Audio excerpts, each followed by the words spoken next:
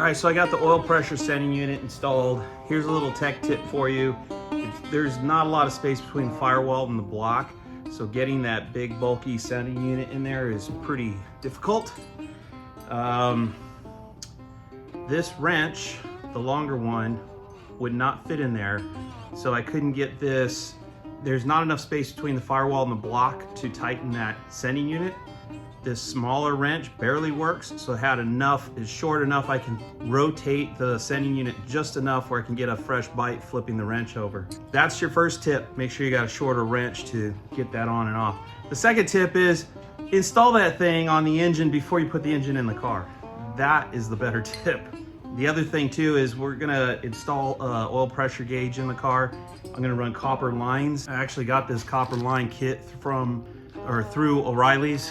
Looks like part number is 9901. If you want to get one for yourself, I'd rather have the copper than plastic lines that could break. But anyway, so we're gonna install the fittings on the back of the block and get the line hooked up and routed into the car. So just in case you don't know how these things go together, there's a little collar inside of here.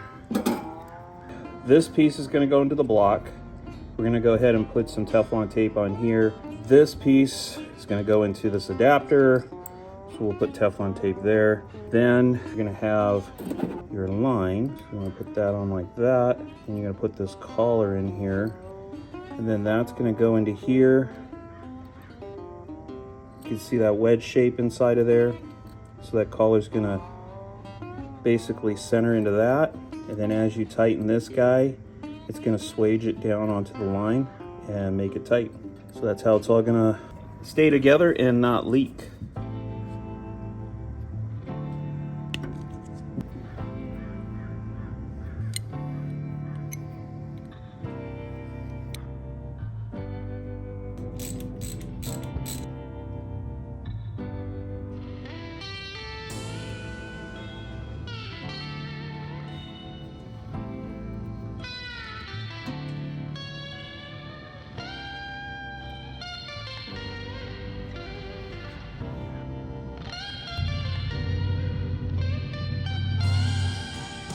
By the way, the oil pressure sending unit I got from O'Reilly's is this PS59, unless it's this number here, M22228.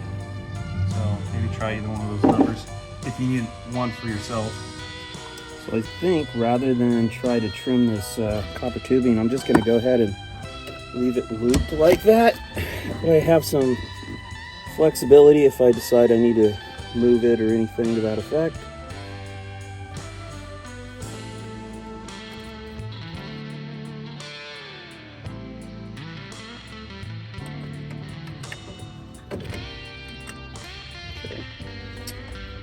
Alright, I guess the next thing to test is to see if it works.